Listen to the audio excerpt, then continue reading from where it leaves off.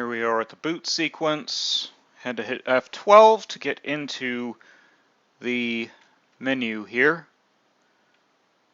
This is a standard BIOS UEFI boot menu, actually. We're going to select this one, and then we're going to select this one right here. As far as I know, selecting this one right here doesn't change anything. It just makes it load a little slower. And this one right here actually runs a memory test. But this is the one that we want.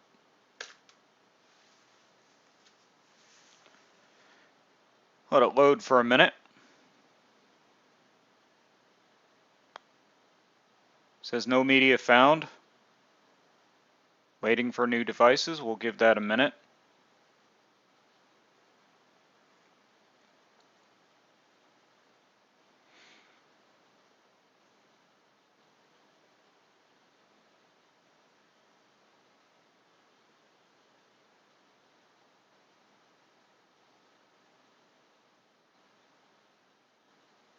And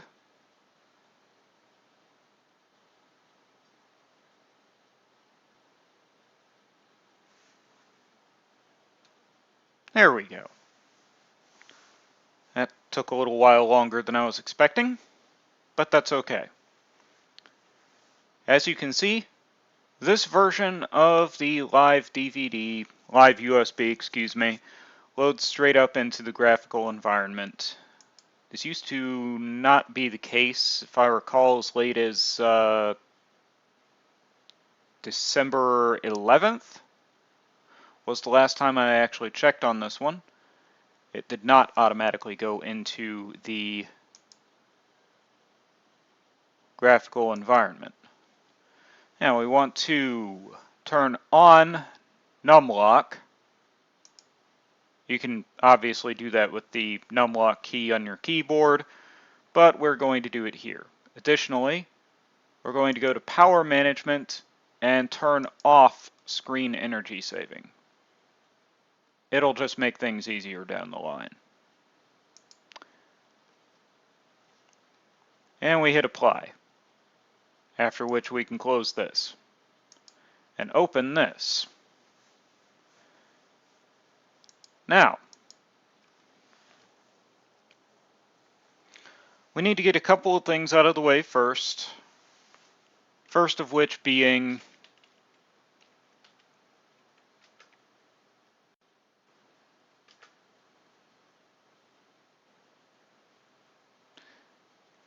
naturally.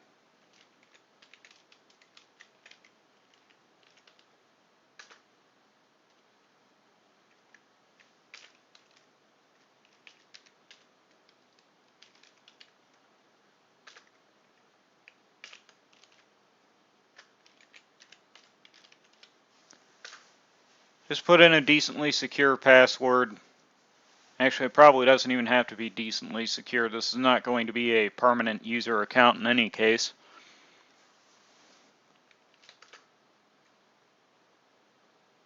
I keep forgetting this. There. Now we have root access. Now that we have everything that we need, let us open up my preferred web browser. You can use your preferred web browser. If you prefer Chromium or whatever other web browsers are installed, that's your choice.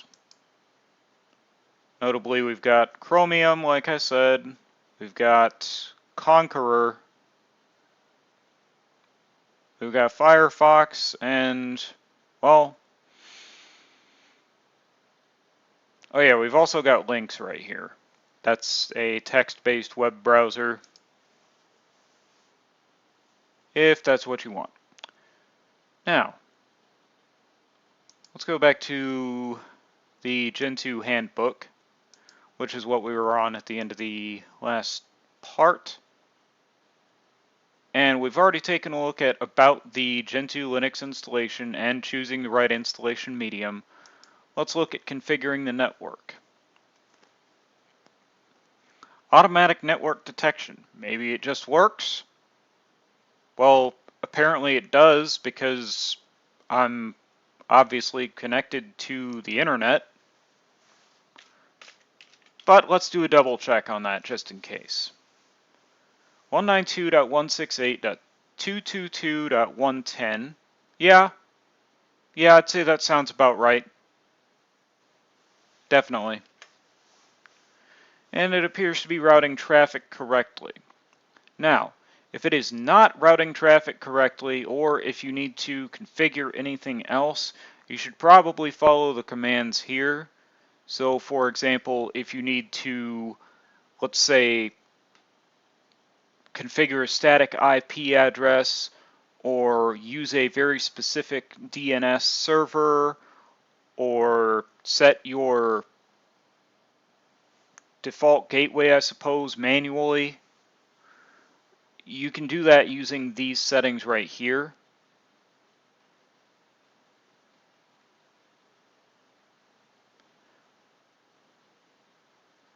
Also, the PPTP and PPP, these things are necessary for, I think, dial-up and perhaps DSL connections, depending on how the connection is actually set up. Now, if you're connecting through a router such as this Linksys WRT3200 ACM, which I have, then that probably won't require anything other than just DHCP and an Ethernet connection. Additionally, if you're using wireless access, that puts another level of complexity to the mix, especially if the connection for the wireless is encrypted. With WPA or WPA2, you'll need to use WPA supplicant, and there's a chance that might not even work.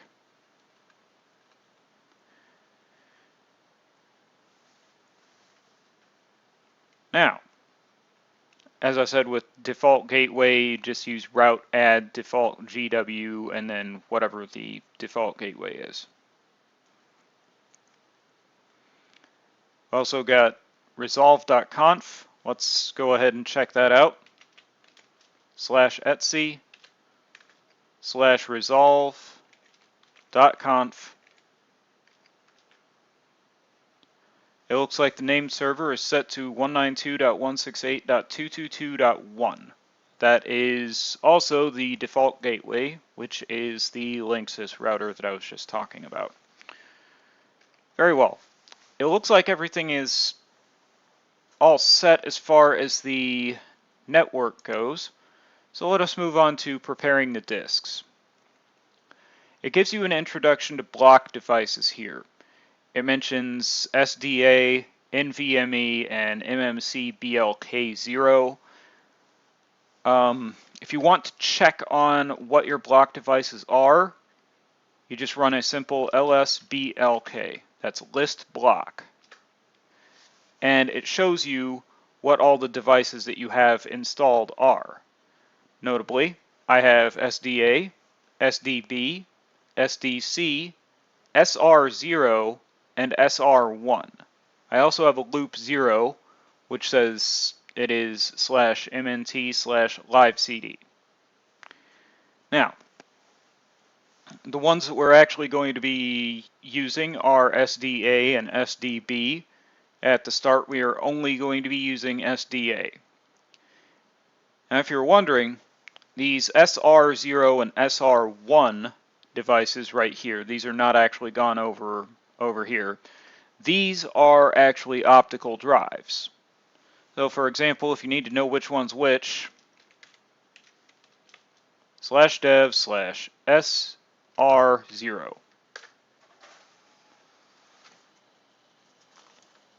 And what will happen is it will open the optical device associated with that particular device identifier. Apparently SR0 is my top drive. News to me.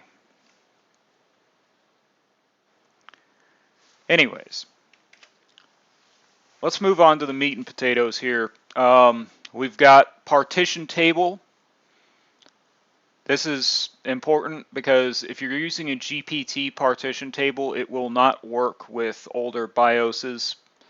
And likewise, if you're using a MBR, it will work with older BIOSes, but it won't be able to work for hard drives larger than 2 terabytes.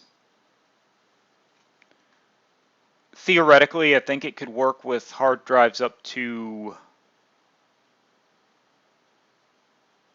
let's see, 8 terabytes. No, 16. I think. Whatever. The whole point is that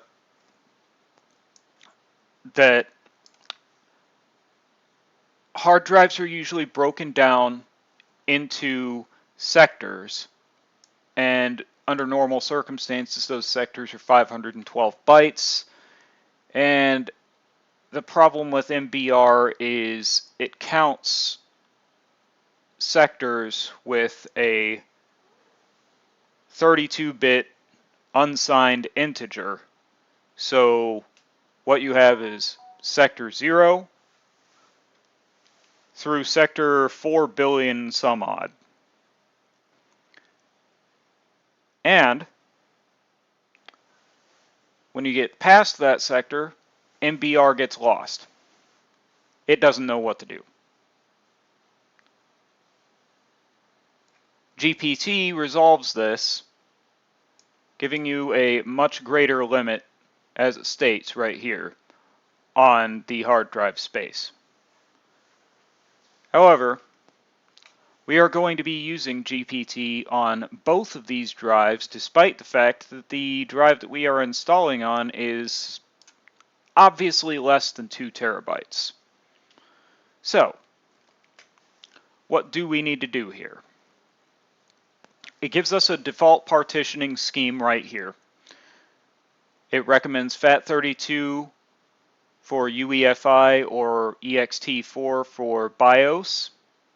We're going to be using FAT32 because we intend to use UEFI.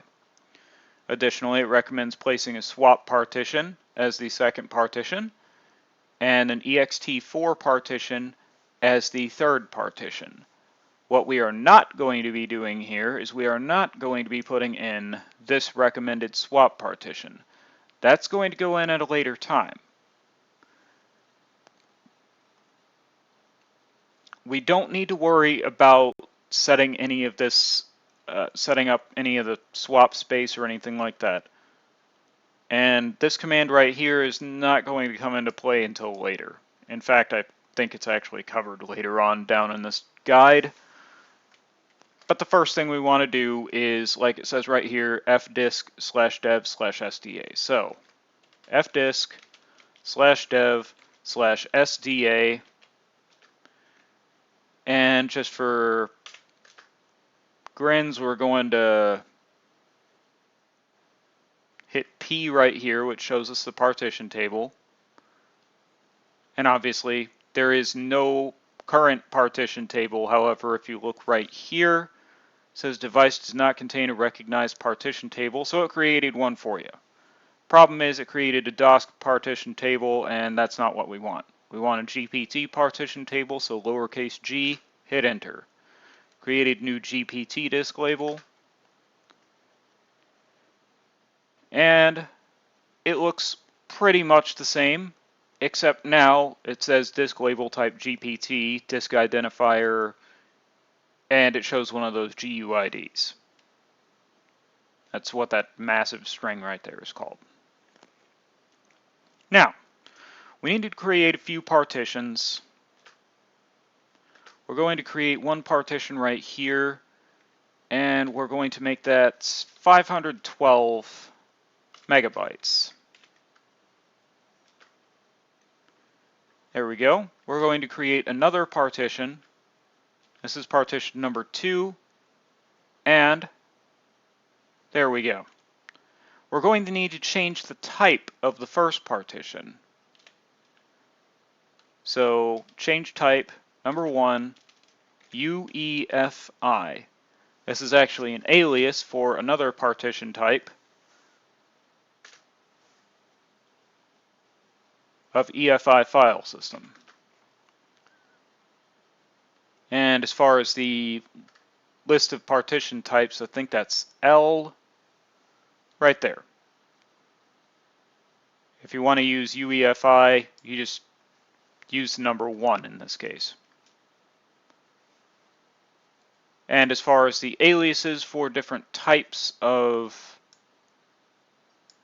partitions that you would be setting up, those are all listed down there.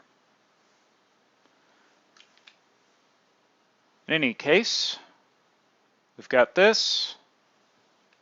We've got this partition table set up. Use the W command to write the partition table out, and if we do lsblk again, you will see that SDA now has 2 partitions, SDA1 and SDA2, underneath it.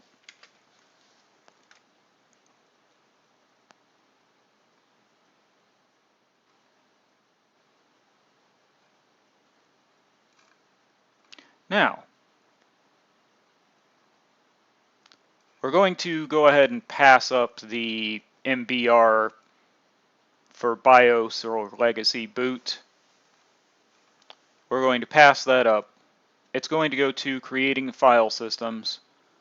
This is the first one we want to do. This is actually a rehash of what we had up here. If you go up here, it says makefs.fat -f, dash capital F 32/dev/sda1. And right here it says makefs.vfat -f dash capital F, again, 32/dev/sda1. We're going to go with that command right there. Done. And then we're going to go with makefs.ext4/dev/sda2.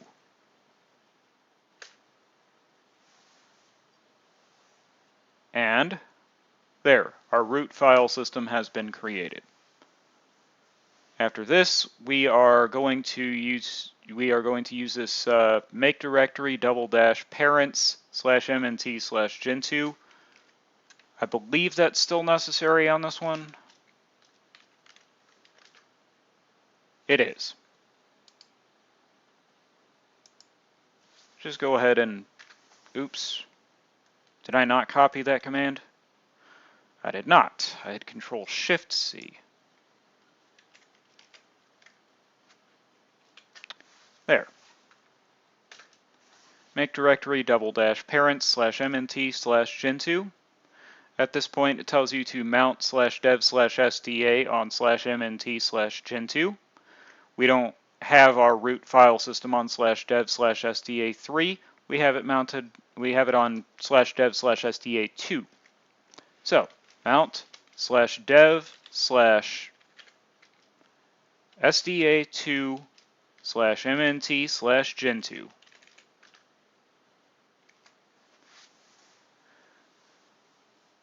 And that is it for configuring the disks on the system. You do have other options, of course. You can use a whole lot of different disk formats. You can use ext3 if you want. You can use JFS. You can use F2FS. I'm told that stands for Flash-Friendly File System. You can use BTRFS, pronounced by some as BetterFS, pronounced by others as ButterFS. Nobody's entirely sure how to pronounce it. In any case, as I just said, that's all for this chapter, and I will see you in the next segment. Thanks for watching.